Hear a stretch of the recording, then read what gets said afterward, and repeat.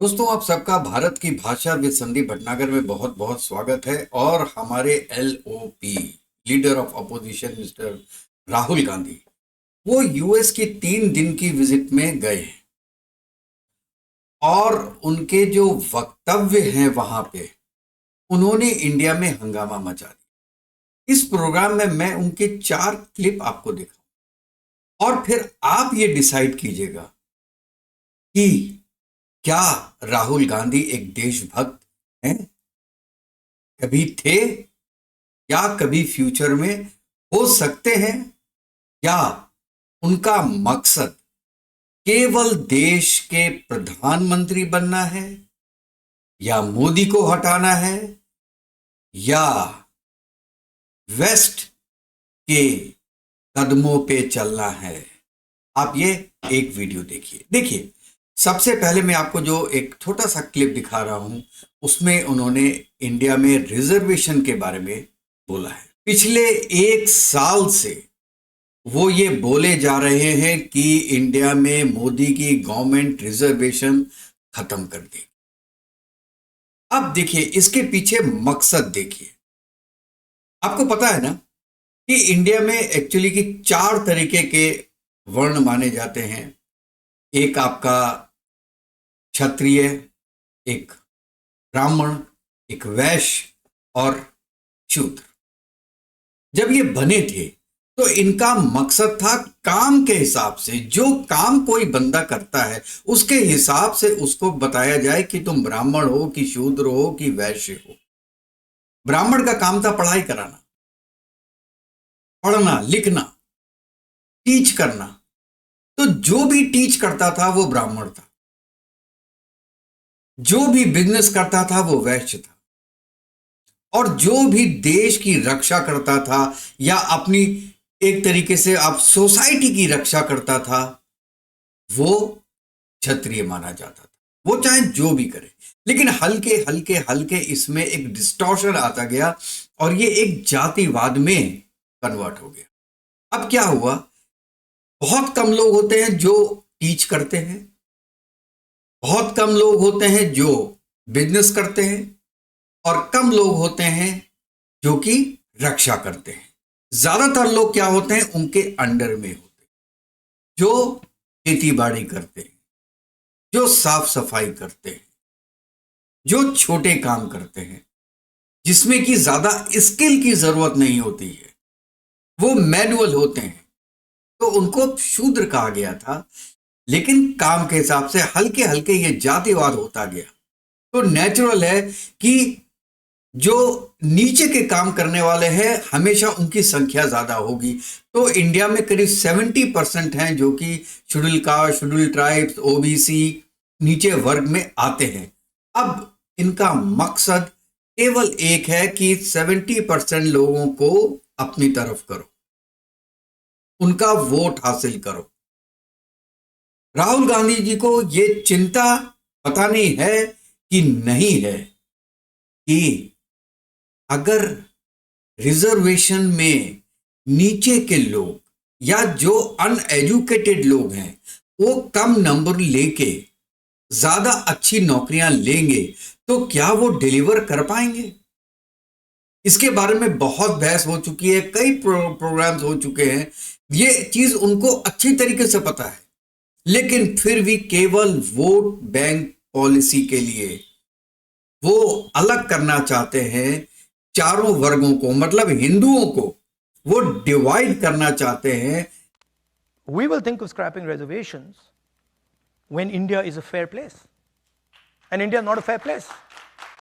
अब देखिए यहां इन्होंने क्या कहा।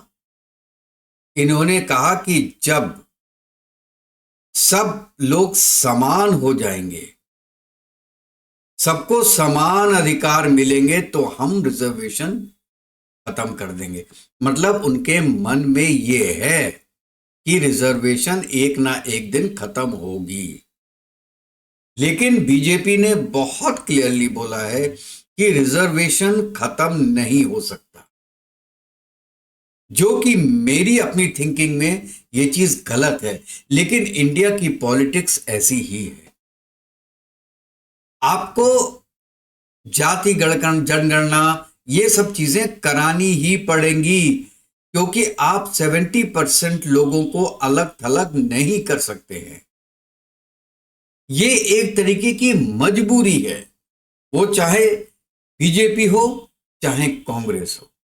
और अब कांग्रेस उसी वोट बैंक पे खेल रही है, और जो दूसरा वोट बैंक जो वो खेल रही है वो है हमारे सिख भाई, क्योंकि जानते हैं कि कुछ सिख भाई ऐसे हैं जो कि रास्ता भटक गए हैं और उनको खालिस्तानी बोला जाता है, जो एक अलगाववाद की नीति इंडिया में कर रहे हैं।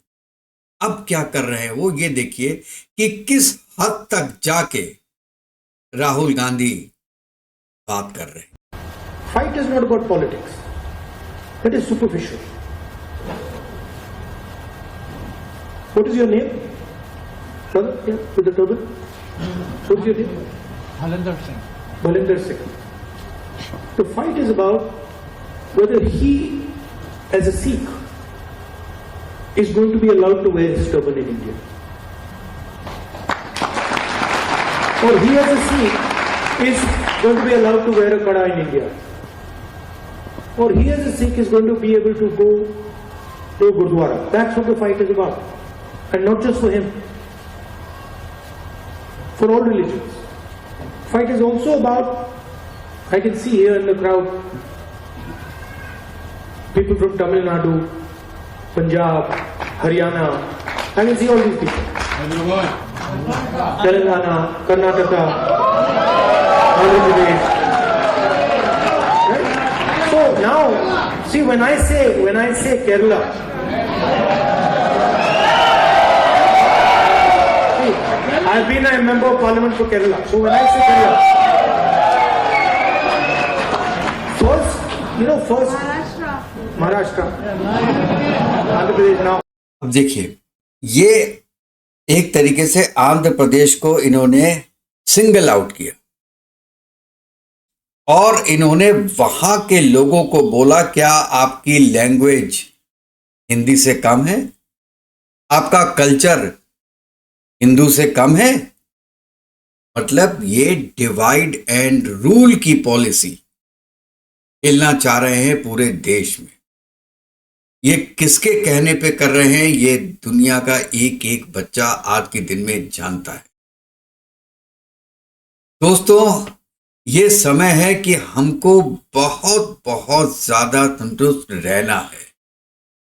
अपने आंख और कान खोल के देखना है कि कोई बंदा जो वक्तव्य दे रहा है उसके पीछे के कारण क्या है, उसका मोटिव क्या है, वो क्या चाह रहा है, वो देश को जोड़ना चाह रहा है या देश को तोड़ना चाह रहा है। ये दोस्तों मैं आपके ऊपर छोड़ता हूं। और अब मैं आपको एक छोटा सा क्लिप और दिखाऊंगा जिसमें वो इंडी अलायंस के बारे में जब उनसे पूछा गया कि ए क्या है, तो वो बहुत रुक के सोचा, उसके बाद बोला अलायंस। और मैं ये दावे के साथ कह सकता हूं, अगर उनको पूरा इंडिया बोल दिया जाता कि आपने जो इंडी अलायंस बनाया है वो इंडिया का फुल फॉर्म क्या है बता दीजिए आप, तो शायद वो नहीं बता पाते। और मैं कहता हूं 99% हिंदुओं को, इंडियंस को पता नहीं होगा कि इंडिया अलायंस का पूरा एब्रीविएशन, इस एब्रीविएशन का डिटेल क्या है। सुनिए। You lead the Indie Alliance. Actually, we agree on a lot. We agree that the Constitution of India should be defended. Most of us agree on the idea of the caste census. We agree that two business people, namely Mr. Adani and Mr. Ambani, shouldn't run every single business in India. So for you to say that we don't agree, I think is inaccurate. Second thing is that all coalitions are negotiations, right? So a certain amount of to and fro will always take place. That is perfectly natural. There's nothing wrong with it. And we have run governments again and again, which have been successful using coalitions. So we're pretty confident that we can do it again. Thank you. And actually, I think if we get it right,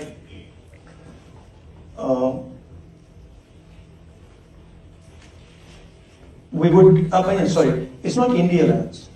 That's a BJP framing. It's India Alliance. What's the last word stand for?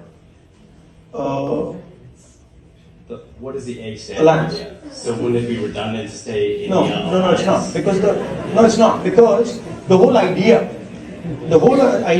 of the alliance was to put across to the people of India that India is being attacked.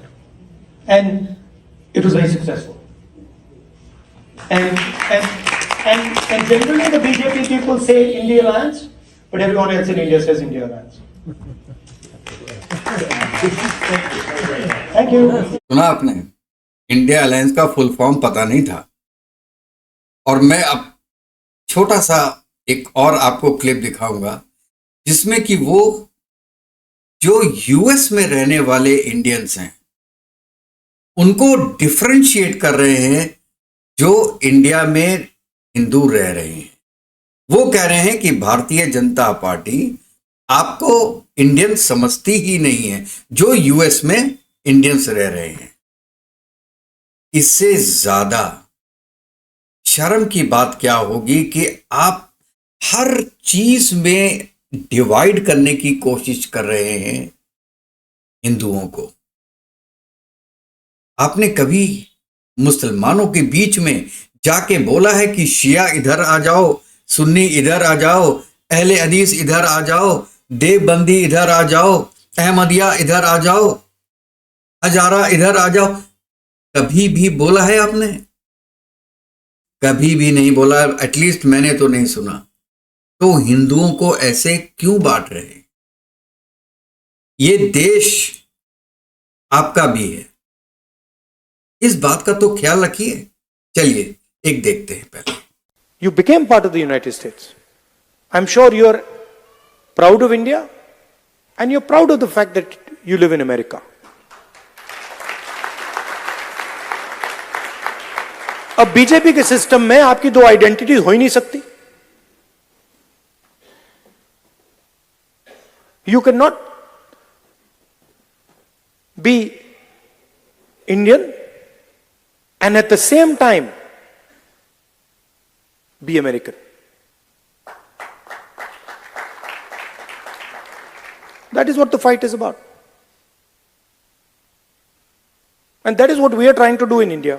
दोस्तों, हम आपसे गुजारिश करते हैं कि आप comments में बताइए कि राहुल गांधी जी क्या इंडिया को प्रमोट करने यूएस गए थे या बीजेपी के अगेंस्ट में एक प्रोपागेंडा करने, और उससे ज्यादा मैं बोलूंगा इंडिया के अगेंस्ट में एक प्रोपागेंडा करने गए थे कि यहां पे इलेक्शन ठीक नहीं होते, यहां पे जातिवाद है, यहां पर माइनॉरिटीज के साथ बहुत अन्याय होता है, यहां पे सरदारों के साथ बहुत अन्याय होता है, क्रिश्चियंस के साथ बहुत अन्याय होता है।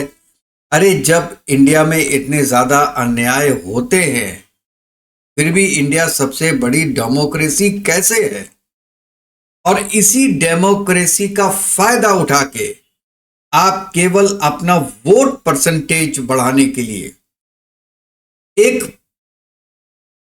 पूरे प्लान के तहत आप ये बातें बोल रहे हैं। ये सेंटेंस आपके नहीं है, इसके पीछे बहुत ब्रेन्स लगे हैं जो जानते हैं कि इंडिया की जेंट्री कैसी है, इंडिया का मतदाता क्या सोचता है और उसके हिसाब से आप कैसे उनको मोल्ड करेंगे अगले 5 साल में। क्योंकि आपके पास अब ज्यादा समय भी नहीं है, आप भी करीब 55 साल के तो हो गए हैं और जब तक ये मोदी जी रहेंगे तो आप 60 साल के हो जाएंगे, और उसके बाद अगर योगी जी आ गए तो 20 साल और लगा लीजिए तो आप 80 साल के हो जाएंगे।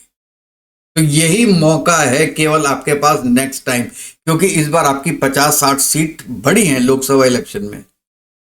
तो आपको लगता है कि ये एक आखिरी मौका है आपके पास जिससे कि आप नरेंद्र मोदी को इनकम्बेंसी में हराकर देश का प्राइम मिनिस्टर बन जाए। लेकिन हमारे देश की जनता, मैं ये आपसे कहता हूं कि आपको सोचना है कि अगर राहुल गांधी जी अच्छे हैं, देश का हित चाह रहे हैं, देश का हित चाहते हैं, तो आप जरूर उनको वोट दीजिए और अगला प्राइम मिनिस्टर बनाइए। मैं भी आपको आपका साथ दूंगा अगर कोई मुझे ये कन्विंस करे कि he will be a better prime minister than Narendra Modi ji. Thank you very much.